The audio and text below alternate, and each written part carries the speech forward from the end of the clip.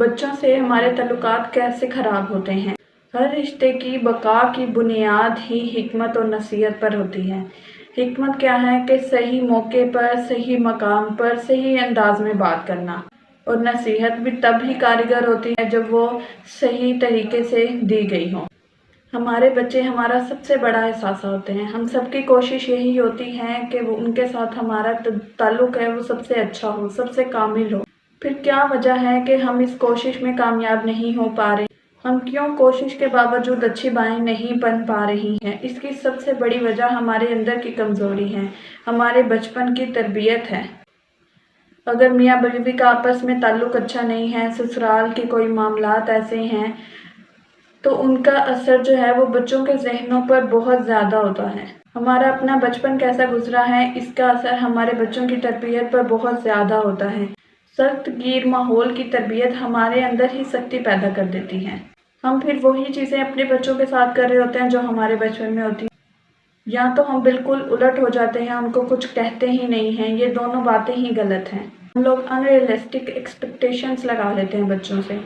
ہم لوگ خود سے ہی یہ فرض کر لیتے ہیں کہ میرا بچہ یہ نہیں کر سکتا، میرے بچے سے یہ نہیں ہوگا، وہ ایسا نہیں کر پائے گا۔ اس کا طرز عمل یہ ہوتا ہے کہ والدین کا بچوں کے اوپر سے ہولڈ ہی ختم ہو جاتا ہے، یا ہم موسٹلی غلط فہمیوں کا شکار ہو جاتے ہیں۔ ہمارا یہ خیال ہوتا ہے کہ جی یہ عادت جو ہے وہ فلاں پھوپھی کی وجہ سے آ گئی ہے بچے میں، فلاں چاچو کی وجہ سے آ گئی ہے، اس وجہ سے ہمارے بچے میں یہ حرکتیں ہیں۔ بھئی کسی کی عادتیں بھی کسی میں نہیں آتی، سب کی اپنی اپنی نیچر ہوتی ہے۔ بہت زیادہ فرینڈلی پیرنٹس بن جانا بھی غلط ہے۔ ہم کیا کرتے ہیں، ہم اپنے بچوں کے ساتھ فرینڈ شپ کر لیتے ہیں۔ ہم کہتے ہیں جی وہ تو ہمارے فرینڈس ہیں۔ اس سے کیا ہوتا ہے کہ بچے جو ہیں وہ اپنے آپ کو ذرا بڑا سمجھنے لگ جاتے ہیں۔ جب کسی موقع پر انہوں نے کوئی ڈیسیژن لینا ہوتا ہے تو وہ اپنی ہی کم عقلی میں غلط فیصلہ لے لیتے ہیں، اور وہ والدین سے شیئر نہیں کرتے۔ ان کو اتنا کانفیڈنس ہوتا ہے کہ جی ہمارے ماں باپ تو ہماری بات پہ ایگری کریں گے، اس سے وہ غلط ڈیسیژن لے لیتے ہیں۔ اور بعض اوقات ایسا ہوتا ہے کہ اس سے وہ اپنی اور والدین کے درمیان جو ایک لمٹ ہوتی ہے اس کو ہی بھول جاتے ہیں۔ ڈوئل پرسنالٹی پیرنٹس میں یہ بھی اچھی نہیں ہوتی۔ ہم کہتے کچھ ہیں اور کرتے کچھ ہیں۔ اسی ایک بات پر ہم دوسروں کے سامنے بچوں کو بہت اپریشیٹ کر رہے ہوں گے، اور گھر آتے ہی اسی بات پہ بچے کی جھان پٹی شروع ہو جاتی ہے، اس کی کلاس لگ رہی ہوتی ہے۔ تو اس سے ہم بچے کو کنفیوز کر دیتے ہیں، اس کو پتہ ہی نہیں ہوتا کہ آیا یہ بات رائٹ ہے یا رونگ ہے۔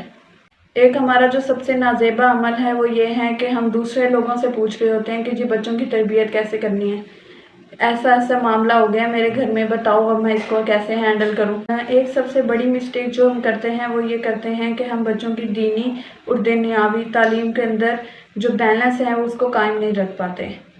ہم وہیں پہ بچوں کو کو ایجوکیشن میں بھیج رہے ہوتے ہیں کہ وہ اچھی تعلیم حاصل کریں، اور وہیں ہم بچوں کو کہہ رہے ہوتے ہیں جی آپ نماز کی بھی پابندی کر لیں، آپ یہ بھی کر لیں، آپ وہ بھی کر لیں۔ ہم لوگوں کو دین اور دنیا کو ساتھ لے کر چلنا ہی نہیں آتا۔ ان سب مسائل کو ہم حل کیسے کر سکتے ہیں؟ بچوں کو ٹی وی اور موبائل سے ہٹا کے ان کو مواقع فراہم کریں کہ وہ کچھ نیا سیکھیں، کچھ نیا کریں، ان کو اپرچونٹیز پرووائڈ کریں۔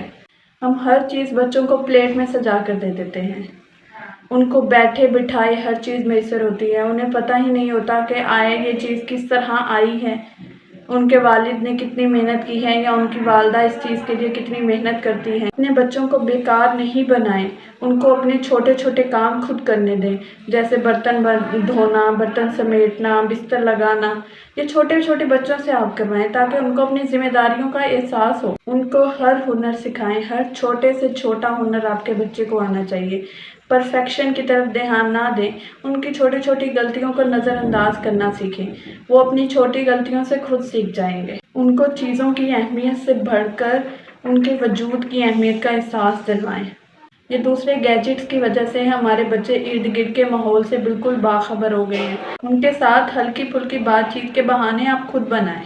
قرآن و حدیث کا حوالہ دیتے ہوئے ان کو بتائیں کہ کس طرح ہمارے بچے ہمارے لیے صدقہ جاریہ بن سکتے ہیں، اور قیامت کے دن وہ اپنی اور ہماری بخشش کروا سکتے ہیں۔